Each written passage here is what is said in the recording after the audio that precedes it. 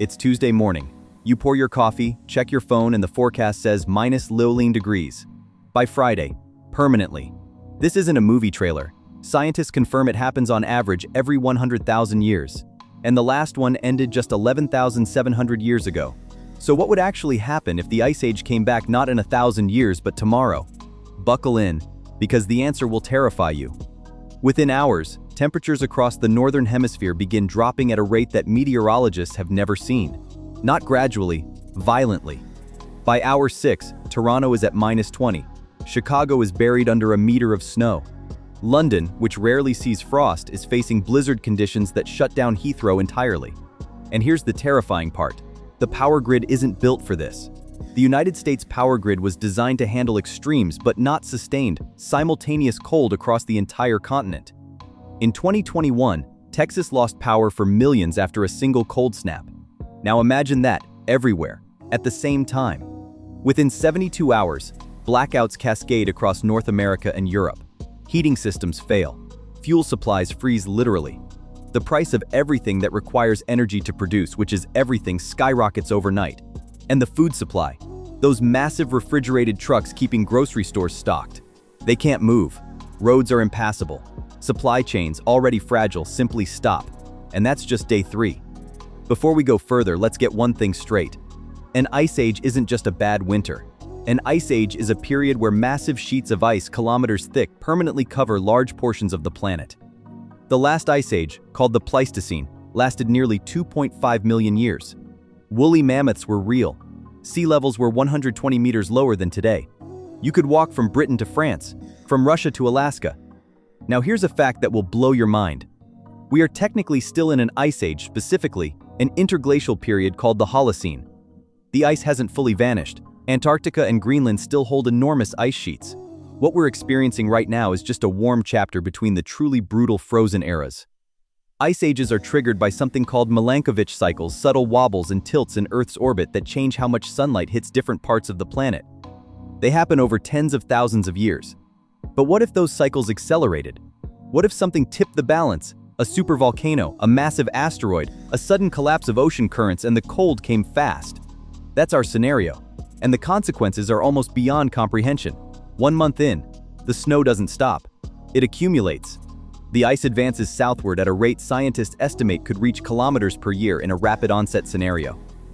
Agriculture, the foundation of human civilization, collapses almost immediately in the northern hemisphere. Canada, Russia, and northern Europe, which together produce a staggering portion of the world's wheat, corn, and soy, are buried. Fields that were green in June are now under meters of ice and snow. Here's a fact that puts this into perspective. Humanity currently has roughly 90 days of global food reserves stored at any given time. After that, the shelves are bare. 90 days. That's how long the modern world can feed itself without new crops coming in. Governments immediately begin rationing. The global south tropical regions near the equator becomes the most valuable land on Earth overnight. Brazil, the Congo, Indonesia, countries that were once considered developing now hold the keys to human survival. And here's where it gets geopolitically explosive. Nations that once had power, the US, Russia, China, the EU, are suddenly frozen, literally and figuratively. Their military infrastructure, their industrial base, their population centers, all located in regions now under ice. Their power evaporates with the warmth. But here's what makes humans different from every other species that faced an ice age. We have technology. The last ice age forced our ancestors to develop language, tools, clothing, and shelter just to stay alive. It may have been the crucible that forged modern human intelligence. This time, we walk in with nuclear power plants, geothermal energy, advanced agriculture, and the internet. Underground cities would become the new normal. Scandinavia, already built around brutal winters, would actually have a head start. Their architecture, their culture, their infrastructure is designed for cold. Helsinki has an entire underground city network already in place. Vertical farming, growing crops indoors under artificial light, would explode from a niche technology to the critical industry on Earth. Iceland, sitting on a massive volcanic hotspot, becomes one of the most livable places on Earth. Geothermal energy, heat pulled from the planet's molten core, doesn't care about ice ages. It keeps flowing regardless. And here's a wild fact.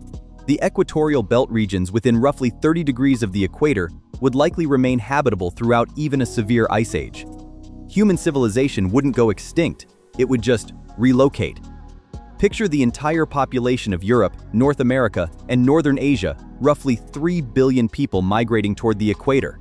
In the span of a single generation, the largest migration in human history by a factor of 1,000. Not everything about a new ice age would be catastrophic. For the planet itself, in many ways it would be a reset button. Ice ages dramatically lower sea levels because so much water gets locked up in ice. Coastlines would expand. New land bridges would emerge. The Mediterranean could shrink significantly. The North Sea, the body of water between Britain and the Netherlands, could become dry land. Species adapted for cold would thrive. Polar bears, Arctic foxes, reindeer, they'd have a world built for them. Some scientists even speculate that with humans retreating from northern habitats, megafauna ecosystems could naturally recover. And here's something almost poetic. The woolly mammoth de-extinction project, currently underway at a biotech company called Colossal Biosciences, is engineering mammoths to potentially reintroduce to the Arctic tundra. In a new ice age, they wouldn't just survive, they'd be coming home. The planet's carbon cycle would also shift dramatically. Cooler oceans absorb more CO. Paradoxically, the very greenhouse gases we've been pumping into the atmosphere for 200 years, the ones causing warming today, might actually delay or soften the onset of the next ice age. Our pollution, buying us time. The universe has a dark sense of irony. Ice ages don't ask for permission. They've come before. They'll come again. The real question isn't if its weather will be ready. Our ancestors survived the last one with nothing but animal skins and flint tools. They painted on cave walls, buried their dead, told stories around fires. They looked up at a frozen sky and kept going. We have fusion reactors in development. We have satellite communication. We have gene editing and vertical farms and underground cities. But we also have 8 billion people to feed, weapons pointed at each other, and supply chains stretched to breaking point. The Ice Age would not end humanity, but it would end the world as we know it. It would strip away everything fragile, everything we take for granted, and force us to discover what we're actually made of. And if history is any guide, we'd make it. We always do. If you want to know what would happen if the sun switched off tomorrow, or if gravity suddenly doubled, hit subscribe. Because we go there every week.